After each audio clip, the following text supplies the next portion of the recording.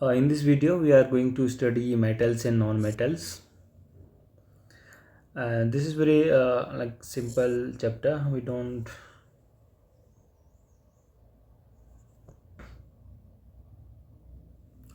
like in class ninth. We have learned about the various element, and we have also learned about the element can be classified as metals and non-metals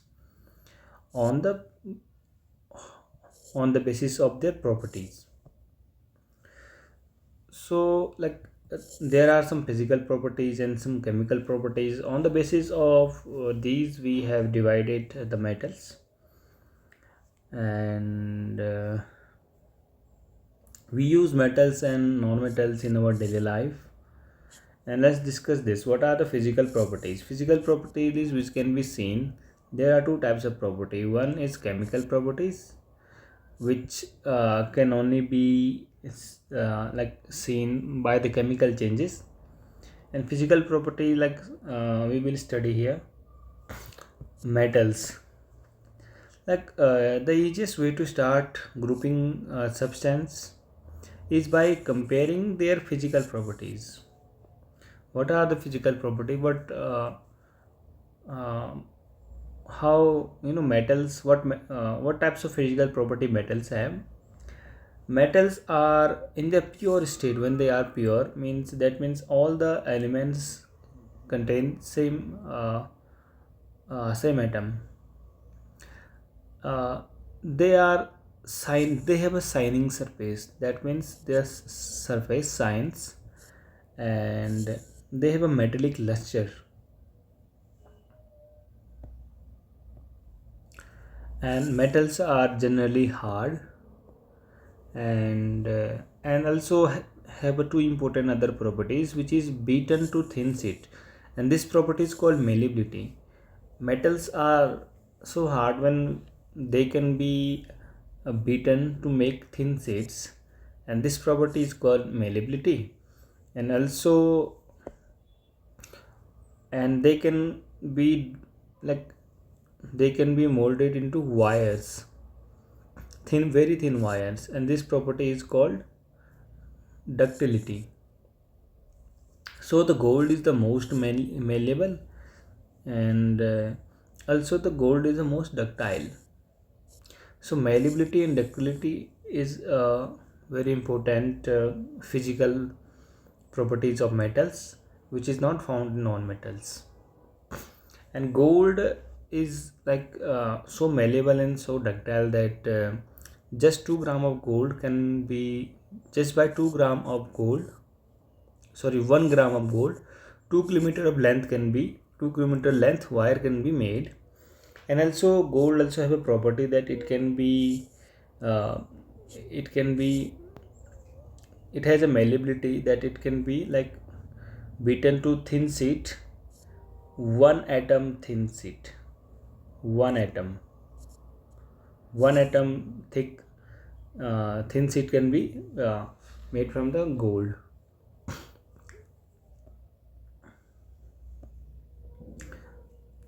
Along with the malleability, ductility, and hardness and luster, shyness, metals also conduct electricity.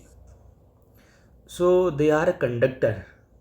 Something conducting, they are a conductor of the electricity. Along with the electricity, they also conduct heat. Silver and copper are the best example of it. Mercury and lead has comparatively poor conductivity of heat. And last thing is, they produce sound when beaten. Like they are soronovas. Soronovas is something which can produce a sound. So these are the properties of metals. They are hard. They have a malleability and ductility, and they have a luster. They conduct electricity and heat, and they produce sound, soronovas. And let's discuss about the physical properties of non-metals. These are the physical properties of metals, and quite opposite of these are the properties of non-metals. Okay. However, non-metals are very few in comparison to the metals. Non-metals are like carbon, sulfur, iodine, oxygen, hydrogen, etc. And non-metals are either solid or gases except bromine, which is a liquid. So all the metal except mercury exist as a solid in the room temperature. Gallium and cesium has a very low melting point, and these two metal will melt if you keep them on palm. So they have a very low melting point. That's why they melt at a room temperature. And iodine is a non-metal but has a luster. Although it is a non-metal, but mostly the non-metals are not lustrous, but it has a luster. Allotropes of a diamond is a carbon. Carbon is a non-metal, can exist in a different form. This is a common. So it mostly exists in three forms. So three forms of carbon is one is majorly exist in two, like diamond and graphite, and there is one more full length which is artificially created that we will study later. So diamond is an allotrope of the carbon, and it is the hardest substance known ever, and it has a high melting point and boiling point. Whereas graphite, which we used in pencils, another allotrope of carbon and conduct electricity. So diamonds do not conduct electricity. On the other hand, the another form of carbon, which is a graphite, conduct electricity. Alkali metals like lithium, sodium, potassium are so soft that they can be cut with knife, and they have a low density and melting points. So these are the very soft metals which comes under the alkali, which is the first. Suppose this is a periodic table. So alkali metals are these are the alkali metals.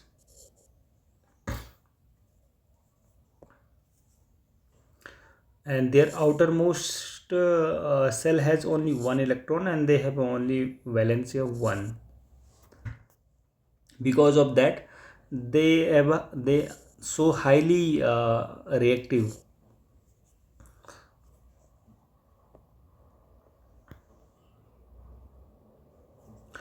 Non-metals, most of the non-metals produce acid oxide when dissolved in water, and most metals give rise to base oxides.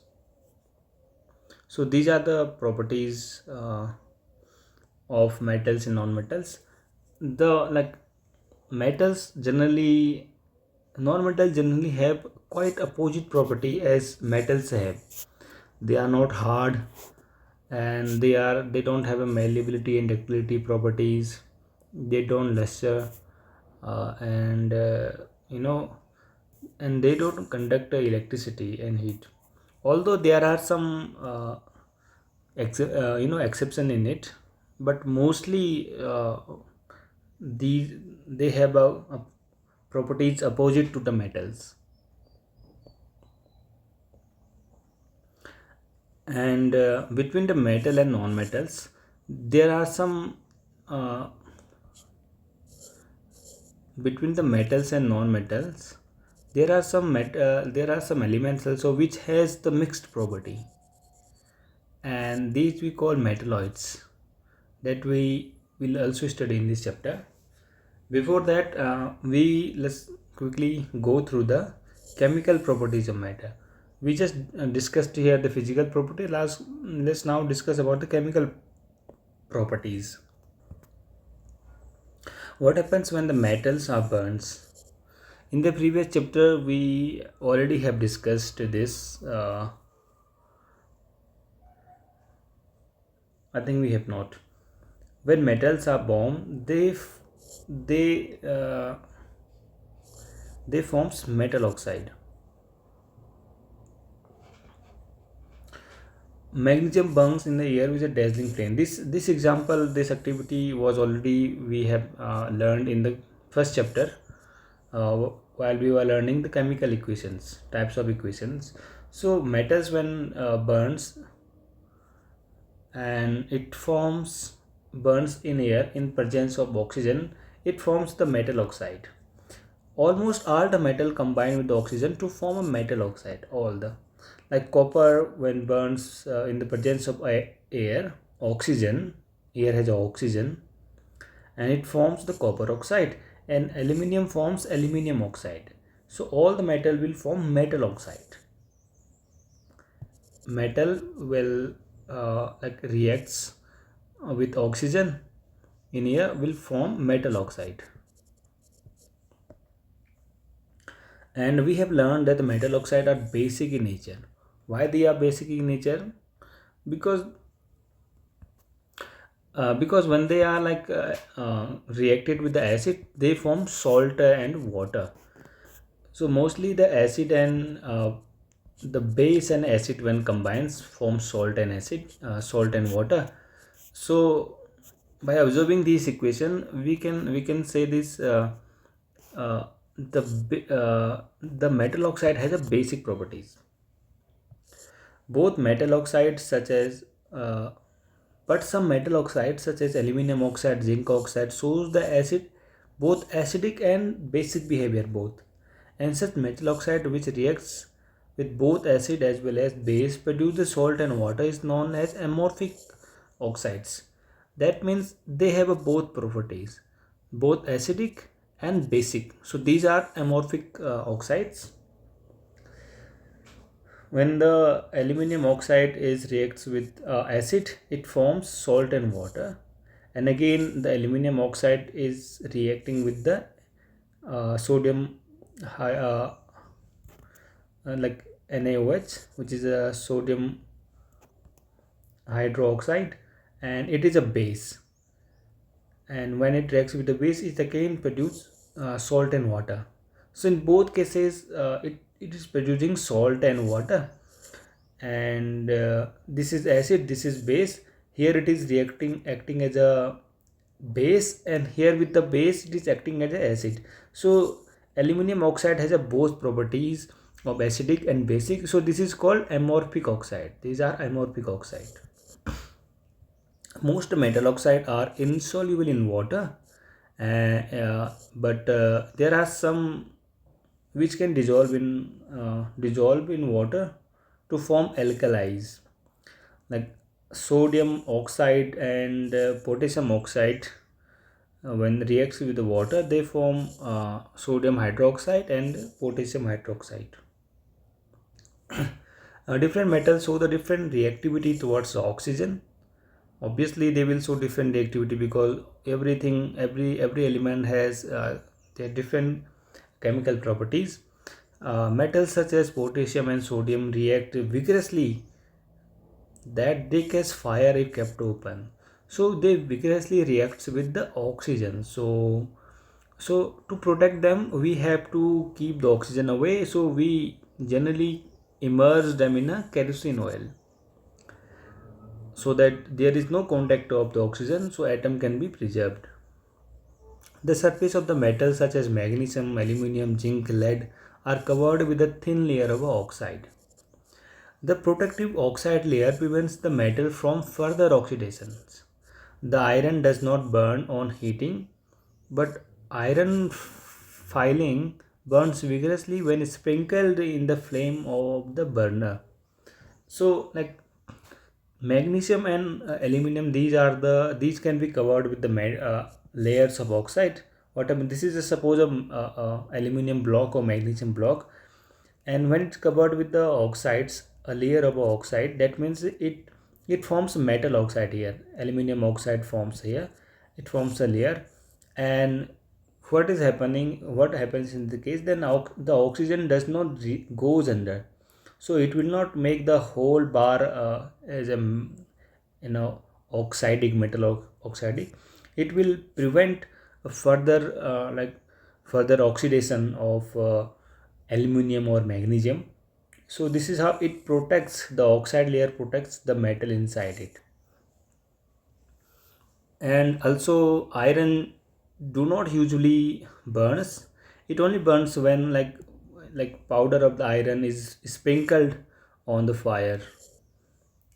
And silver and gold have properties that they do not react with neither with the even not with the oxygen even at high temperature. So these are the so precious metals, also precious metal, and they do not react with oxygen even at high temperature.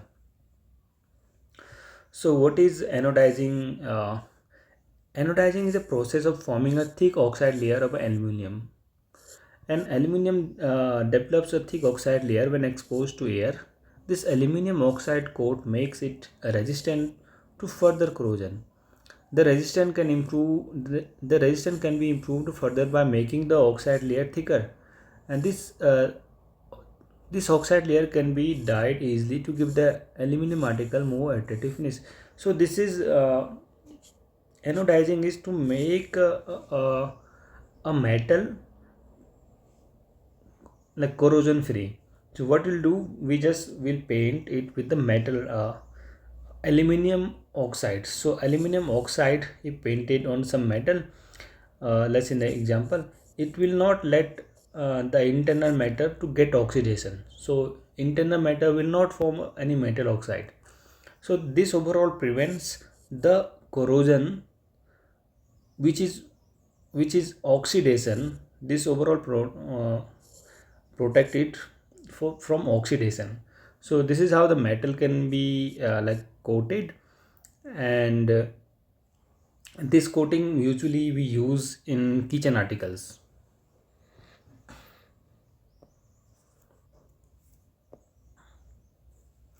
Let's what happens when the metals reacts with water.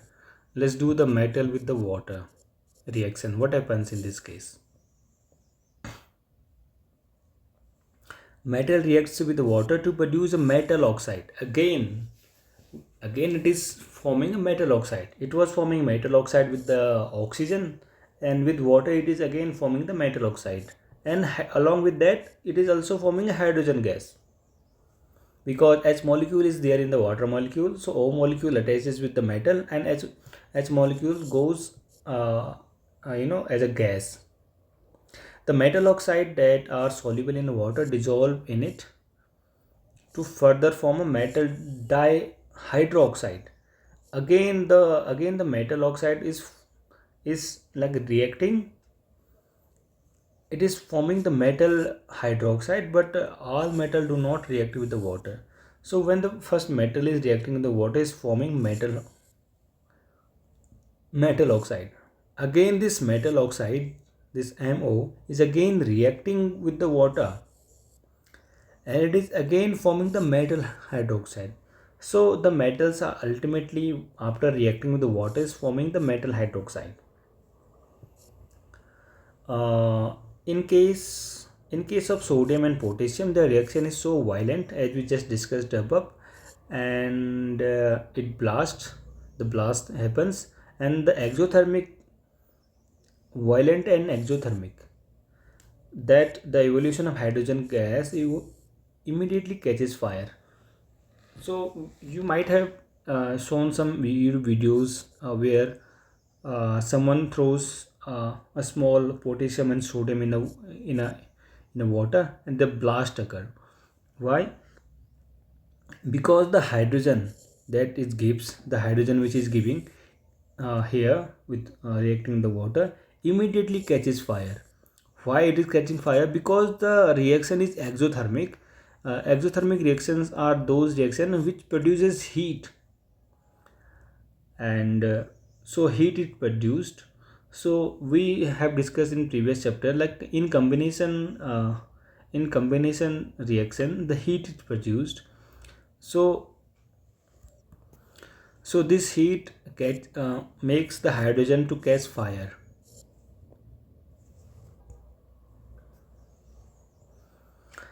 uh, there is some example, like when the potassium is reacting in the water, it is forming potassium hydroxide and hydrogen gas and heat. Then heat and hydrogen gas blast, catches fire immediately.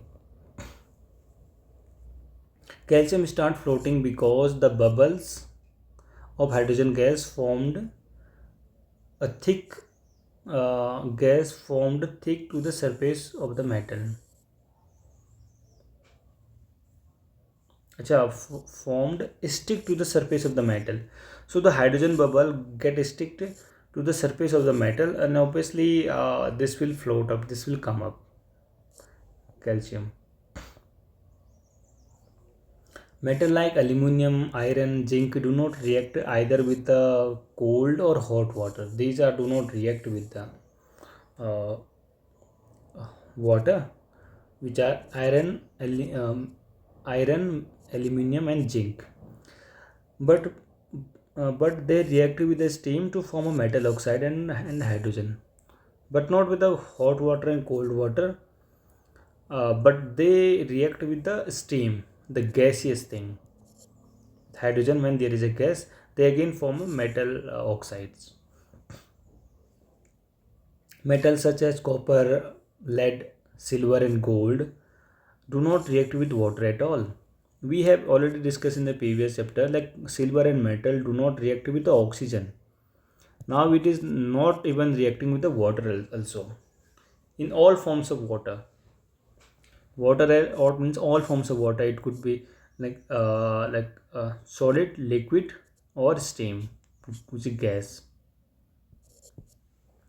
Now what happens? Now let's try to react metal with acids. We have reacted metals with first with oxygen. They are forming the metal oxide, and then we reacted metal with the hydrogen. It is ultimately forming.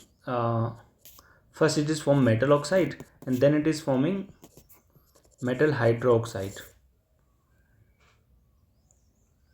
So let's react metal with acids. Let's see what happens. Metals react with acid to give a salt and base. See, who gives a salt and base? Actually, acid and bases gives a salt and base. Acid, base plus acid gives a salt and water. So, if acid is, and when the metal is reacted with the acid, it gives a salt and water. This means metals have some basic properties. Aqua regia, do you know one thing?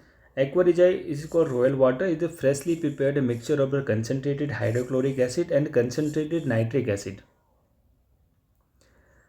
and in the ratio of 3:1. It can dissolve even a gold, even though neither of these acids can do alone. These acids cannot uh, separately dissolve the gold, but when combined the ratio of the 3:1, these can dissolve even golds. And aqua regia is a highly corrosive and fuming liquid, able to dissolve gold and platinum.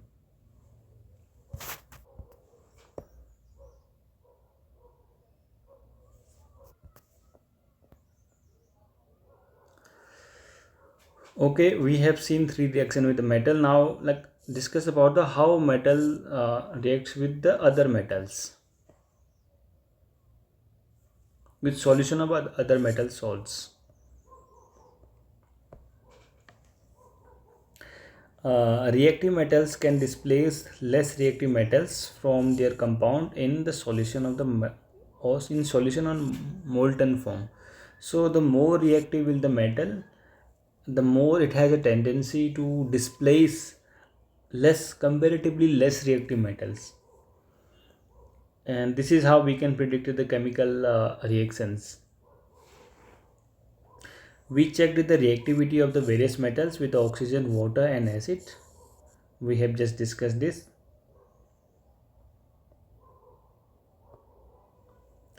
And there is a reactivity series, which is mostly like depends on valency. The more the higher the valency will be, the more it will show the reactivity. Let's see this reactivity series, a list of the metals arranged in order of their decreasing activity. And after performing a displacement experiment, obviously display in what would happen in displacement experiment. The the atoms which are more reactive will displace the metals which have a less reactive. And after performing these experiments, the reactivity or simply the activity series has been developed. So the potassium and sodium are the most reactive. Why? Because they have only one valency. That means their outer cell, the outermost cell of the atoms, contain only one electron in both potassium and sodium. And so that what atom wants to do, atom wants to be a neutral. So to reach at the neutral state, it always wants to give its one last outer electron, so it can reach the inner aucklet in a stable position.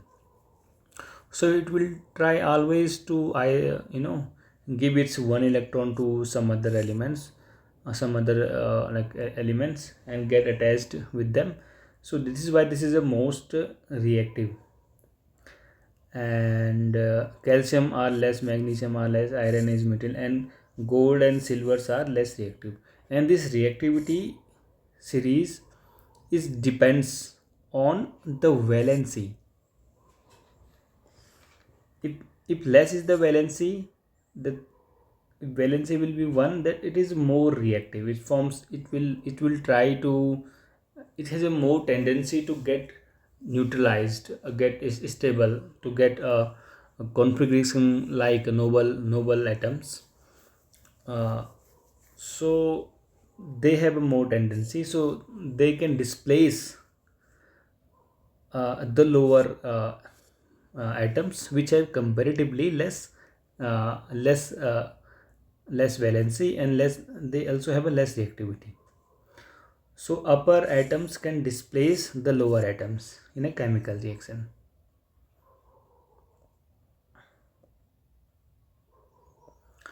Why do the metal and non-metal react at all?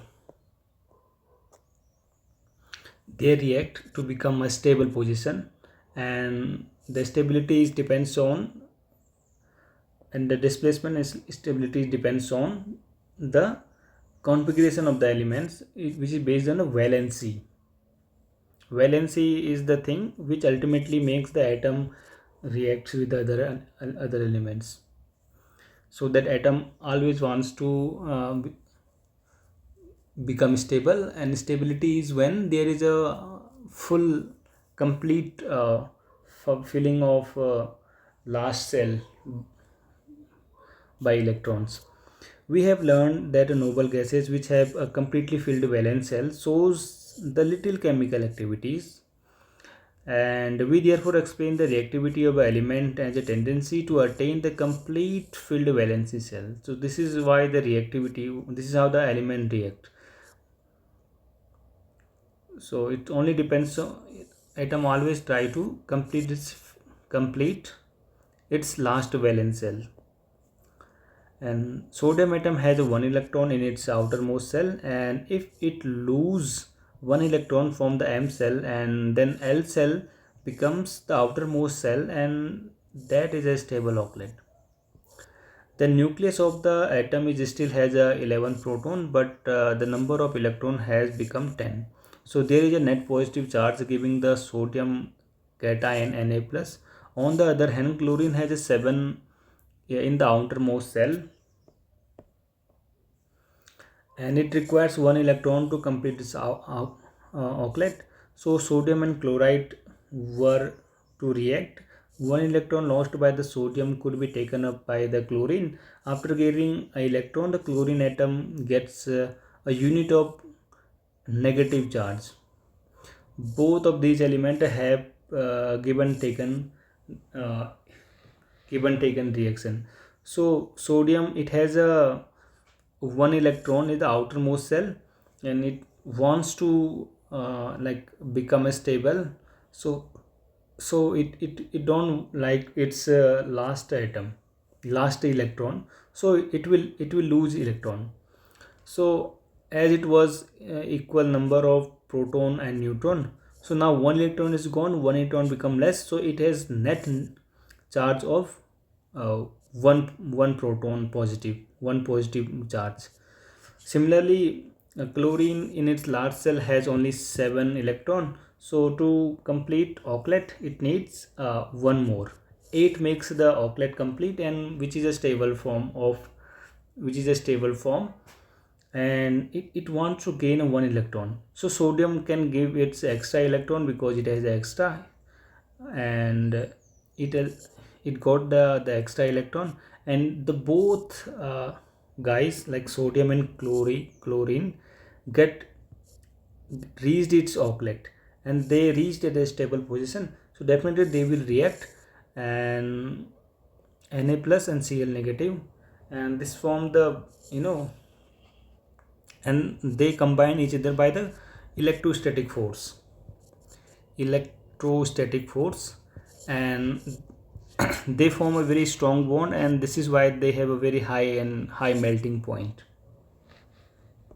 One of the This is how the valency is, the valency and the carbon's tendency to get stable by completing its aucklet filled with maximum possible electron. So this is how the atom reacts, and the reactivity depends upon the how like vigorously it wants to do. Sodium and chloride ions, mm, being strongly held by the electrostatic force of attraction to exist as the sodium chloride NaCl. It should not be noted that the sodium chloride does not exist as a molecule but aggregate of the oppositely charged ions.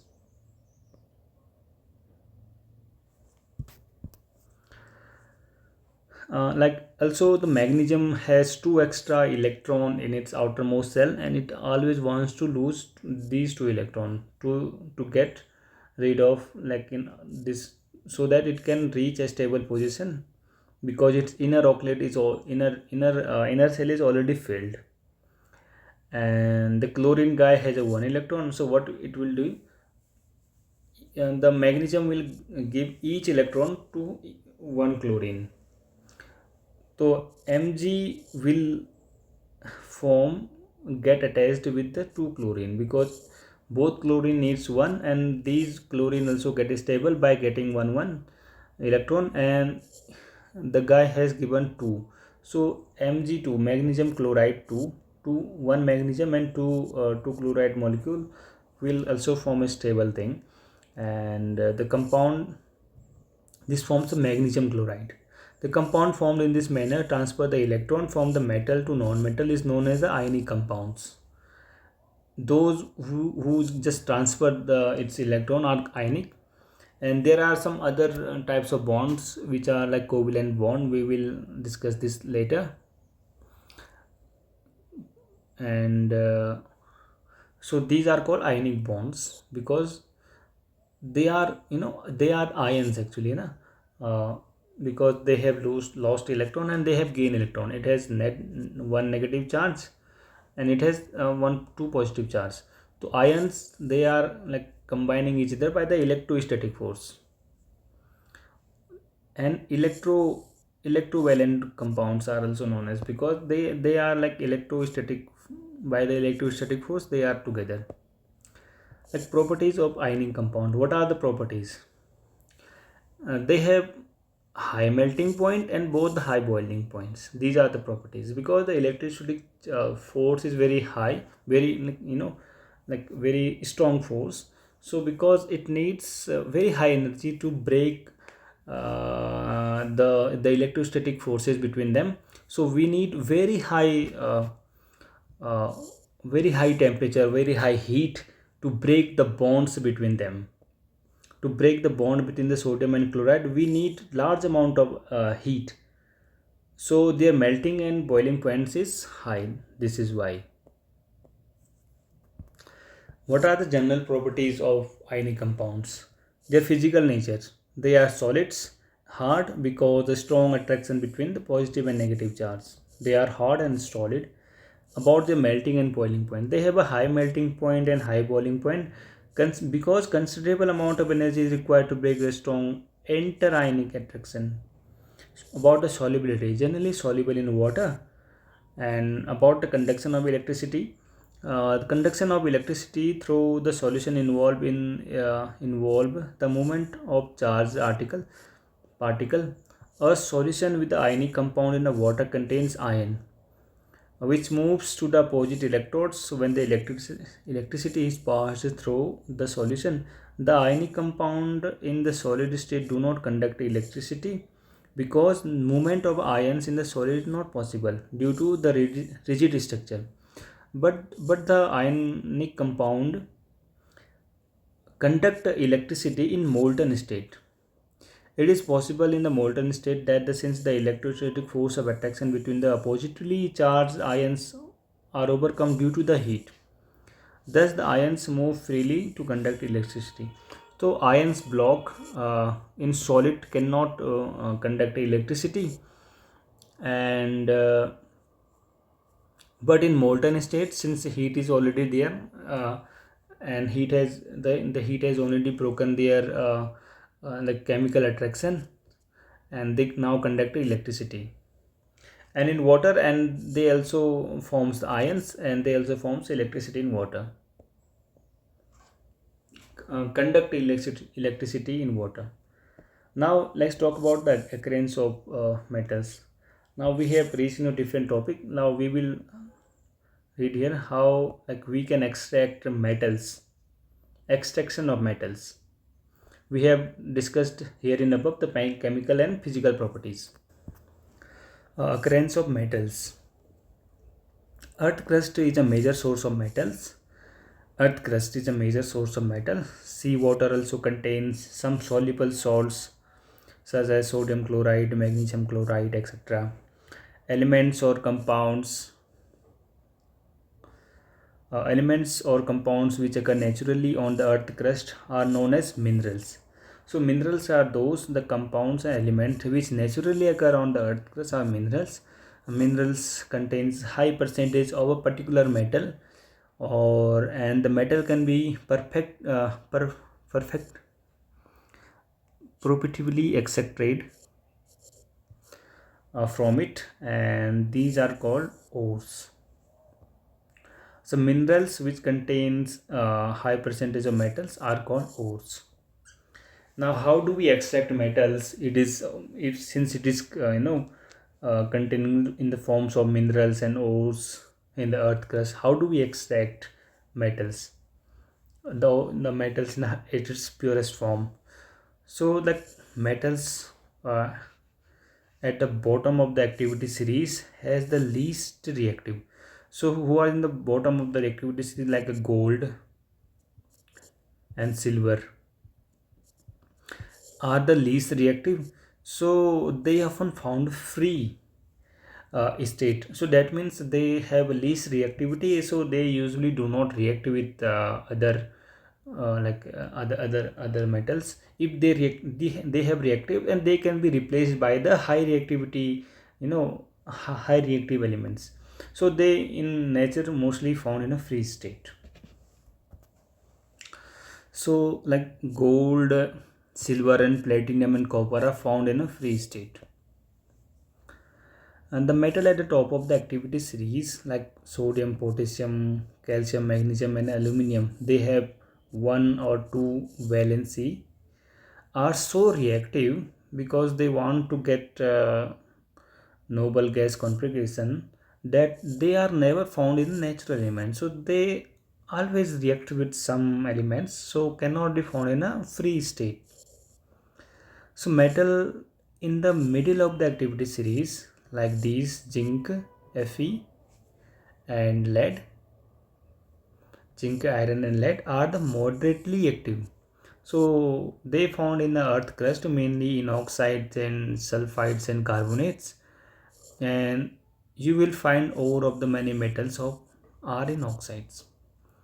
And this is because the oxygen is very active element and is very abundant on the earth on the earth. So why? Because one, the metal oxygen is very reactive, so it reacts with the metals, and also very abundant. And Thus, the on the basis of reactivity, like they form a different chemical bonds.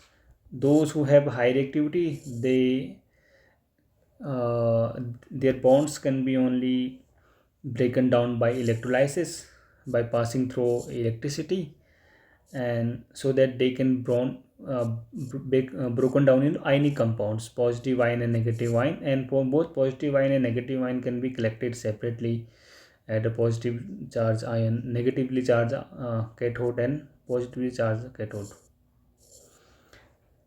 And then some have a mild reactivity. They usually forms oxide and can be reduced. The oxidation reduction is opposite of oxidants. They forms oxides, and by removing oxygen from them, using some carbon, we can get them. And there are some elements which have a least reactive, like gold and aluminum. They found as a native state. Like gold is a pure gold, we find it. We do not find it gold oxide, any other thing. Mostly they are free from any bonds or any attachment with other elements. So based on three category: metal low category, metals of low reactivity, metals of medium reactivity, metals of high reactivity.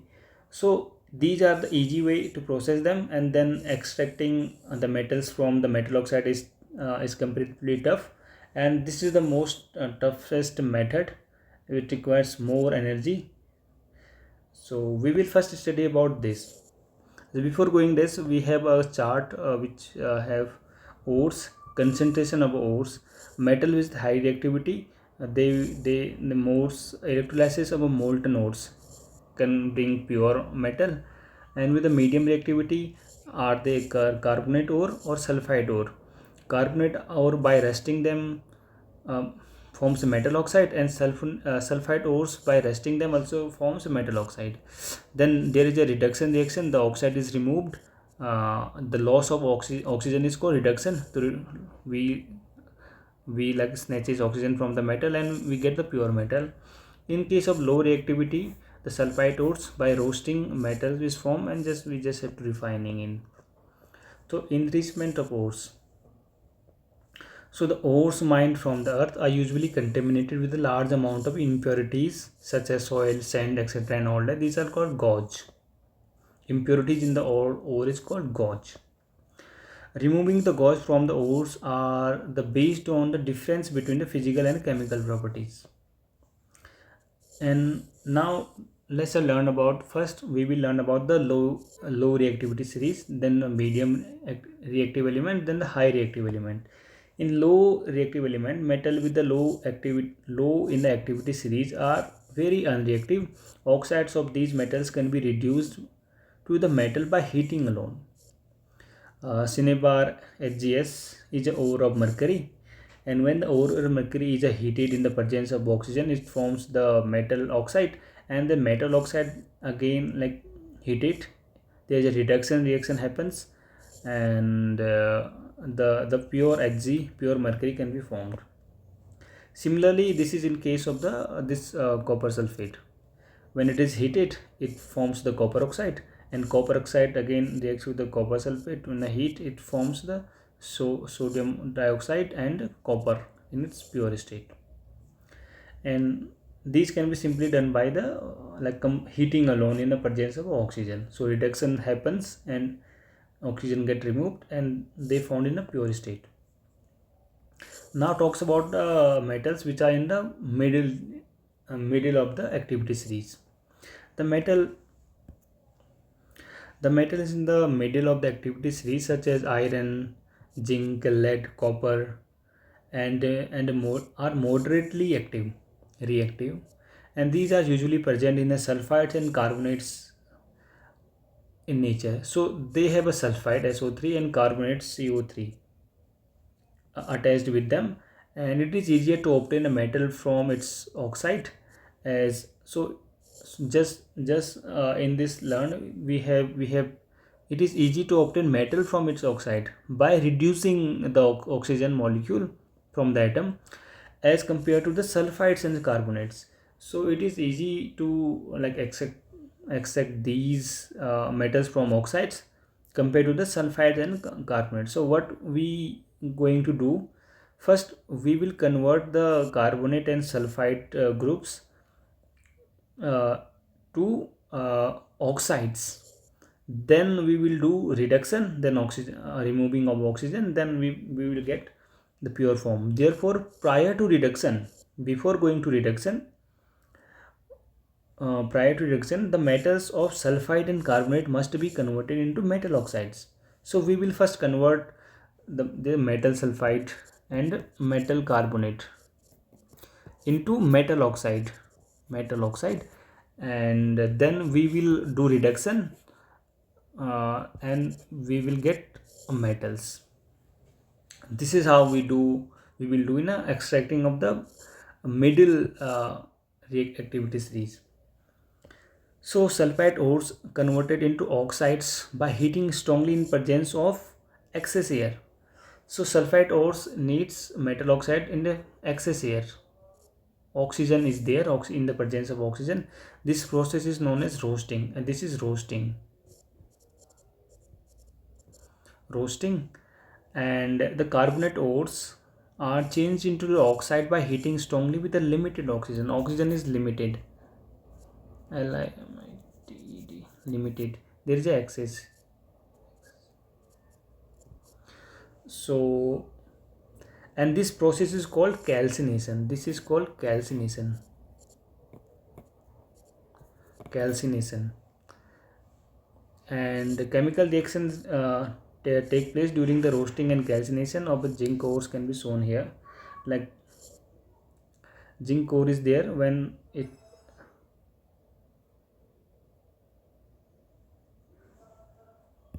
so it is saying only sulfide ore. I did a mistake here. Here sulfide means only the sulfur molecule. So there will be only a sulfur here. There will be no oxygen here. So keep it this mind. Sulfide means only S. If it is not showing sulfide oxide or sulfide dioxide and sulfide dioxide, I just made a sulfide oxide here. So only sulfide is here, and the uh, and this is correct. Carbonate ore,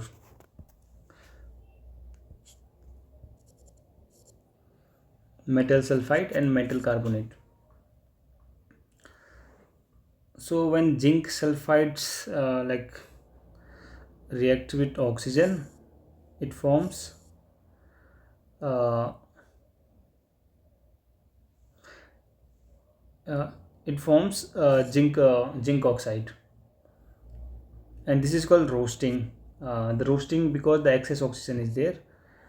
And then again in calcination, when the zinc carbonate is heated in a limited oxygen, or in it forms the zinc oxide, and these oxides of zinc can be reduced to form a pure zinc, reduced to corresponding metals. And reduction is done with the help of carbon agent. So reduction is done by carbon.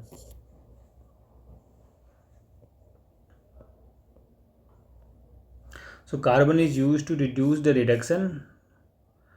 used reduction the oxide of the metal oxide, which are the low and mild reactive.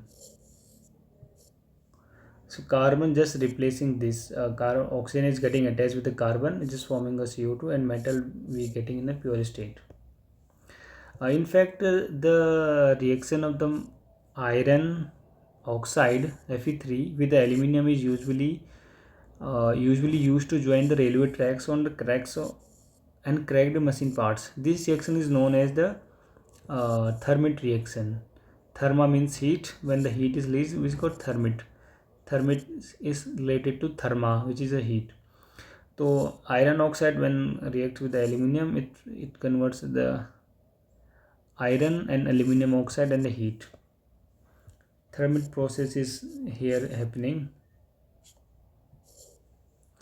Extracting metals towards the top of the series. So we have learned the how to extract metals. in low and medium series. Let's about the top series. What we are going to do, we are going to do some electrolysis of this. The metal the metal high up in the activity series are very active, so they cannot be obtained in their in the compounds just by heating with the carbon, because they have a very high melting point, so they cannot be easily can be obtained just by heating them. For example, the carbon cannot be reduced to oxide of sodium and magnesium or calcium and aluminium to the respective metals. This is because these metals have more affinity with the oxygen than carbon. So these don't want to these have a more affinity with the oxygen. So carbon cannot reduce the oxygen from the higher activity series metal.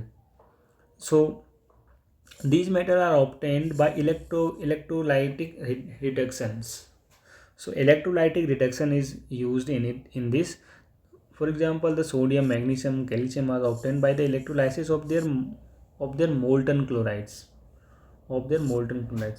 These metals are deposited at the cathode, the negatively charged electrode, and whereas the chlorine is liberated at the anode, a positively charged electrode, the reactions goes to like Na, it loses electron, and Cl2 is also loses electron. So similarly, aluminum is obtained by the electrolytic reduction. So in this case, electrolytic reduction of aluminum oxide. So these metals can be extracted by the electrolytic reduction. We are reducing the oxygen with the help of electrolysis, passing electricity through the solution. The electrolytic refining of a copper. The electrolyte is a solution of acidified copper sulfate, and anode is a impure copper, whereas the cathode is a stimp of a pure copper. The passing electric current On passing the electric current, the pure copper is deposited on the cathode. Now, how do we refine metals? Most widely used method for refining impure metals is electrolytic refining. What happens in this is what many metals such as copper, zinc, nickel, and silver, gold are refined by the refined electrolytically. Whereas the insoluble impurities settle down at the bottom of the anode are known as the anode mud. This is called anode mud. Now, what is the corrosion? We are about to complete this chapter very soon. Corrosion is like oxidation. Something get or some metal get oxidation. This is called corrosion.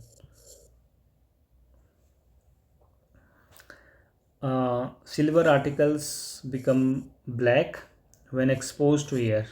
This is because it reacts with this. This is because it reacts with sulfur in the air to form a coating of a silver sulfide. It is silver sulfide.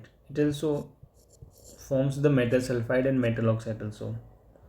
Copper reacts with the moist carbon dioxide in the air, and it loses its sign and gains a green coating. This is called the green substance is a basic copper carbonate.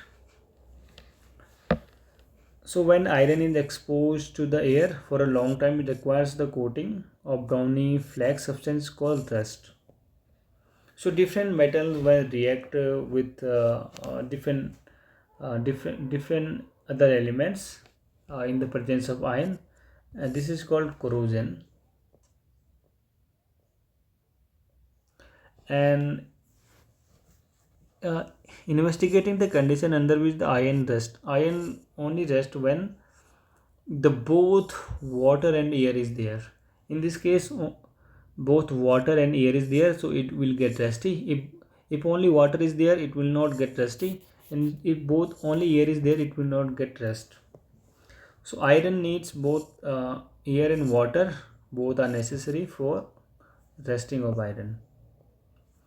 How to prevent corrosion? The rusting of iron can be prevented by painting or oiling or greasing, galvanizing, and chromo, chromi, chromoplating, anodizing, or making alloy. Galvanization is a method of protecting the steel or iron from a rusting by coating with them a layer of a zinc. When we coat with the layer of zinc, which is called galvanization. For example, iron is most widely used metal, but it is never used in a pure state. This is because the pure iron is a very soft and stays easily when it is hot. But if it is mixed with a small amount of a carbon, about 0.05%, it becomes the hard and strong. So like pure of iron is not used because it stresses a lot when heated. So a small amount of impurities, which is a carbon impurities, is added to make it a very hard and strong. When the iron is mixed with the nickel and chromium, it gets stainless steel, and which is hard and does not rust. So iron plus nickel and chromium makes it a stainless steel. Thus, iron is mixed with some other substance, its property changes. In fact, the properties of any metal can be changed if it is mixed with some other substance. The substance added may be metal and non-metal, and an alloy is a homogeneous mixture. Homogeneous mixture of two or more metals, or metals and non-metals. It is prepared first by melting a primary metal and then dissolving the other element in it in a definite proportion, then cooled at room temperature. What is this? Pure gold, which is 24 karat, is a very soft. Therefore, it is not suitable for jewelry. And it is an alloy of either a silver and copper to make it is hard. So we have to make it alloy with a silver and copper to make it hard. Generally, in India, 22 karat is used for making an ornament. 22 karat of gold. This means that 22 part is pure gold and 2 part is alloy either of copper or silver. This is what 22 karat gold. And 24 karat gold is very soft. If one metal is mercury, then alloy is known as amalgam. So electrical conductivity and metallic point of an alloy is less than the pure metal because of the impurities. Soldier, soldier, an alloy of lead and tin is called solder, and has a low melting point and is used for welding electric wires. So welding electric wires, we used to like met iron rod melting. So what is this? This rod is here. This is a alloy of a lead and tin. So we have completed this chapter. Let's quickly revise it. So metals we classify elements we classify into metals and non-metals. What are metals? Metal has the physical property of luster, malleable. Malleable means like can be beaten into sheets, and ductility can be molten into wires, and are very good conductor of electricity and heat. And they are solid at room temperature except mercury, which is a liquid. Metals can be positive. Metal can form positive ion by losing an electron to non-metals, and metal combine with oxygen to form the basic oxides, and aluminum oxide, the zinc oxide. Why they are basic oxide? Because when they react with acid, they forms salt and water. So the aluminum oxide has a basic character. So aluminum oxide, zinc oxide show the property of the both base and acids. So those who shows the both properties of basic and acid, these are known as amorphic oxides. Different metals have a different activity with water and dilute acid. A list of common metals arranged in order to decreasing reactivity is called activity series. Metal above the hydrogen in activity series can be displaced from the dilute acid, more reactive metals displaces the less reactive metals in a salt solution. More, this is important, more reactive metals displaces the less reactive metal from its salt solution. The metal occur in a nature as a free element or in the form of the compound. What will in the free element, which are very less reactive, they will be in free element, and with more reactivity they will be found in compound. Extraction of a metal from their ores and then refining is called metallurgy. Metallurgy is extracting the ores, then refining it to use them to bring them in a pure metallic state. This is called a metallurgy. An alloy is a homogeneous mixture and two and more metals, or metals and non-metals. The surface of the metals such as irons is corroded when exposed to the moist air for a long time. This phenomenon is called corrosion. And non-metal have a property opposite to that of metals. They are neither malleable. This is all about the metals. Uh, they are neither malleable nor ductile, bad conductor of electricity and heat, except graphite, which conduct electricity, which is also the carbon, electron of carbon. In periodic table, here means metal, and this side is a non-metal, and this small line metalloids. And metalloid has the both properties of metals and non-metals. And non-metal form the negatively charged ions by gaining electrons when non-metal form negatively charged ions by gaining an electron when reacting with the metals. What is happening in case of chlorine, NaCl? So one electron, Na is giving him one electron, it is going a negatively charged. Non-metal forms oxide, which has a either acidic or neutral in nature. Non-metals do not displace hydrogen from dilute acid. They react with the hydrogen to form hydrides. Okay, here is the end of this chapter. Thank you for watching this video.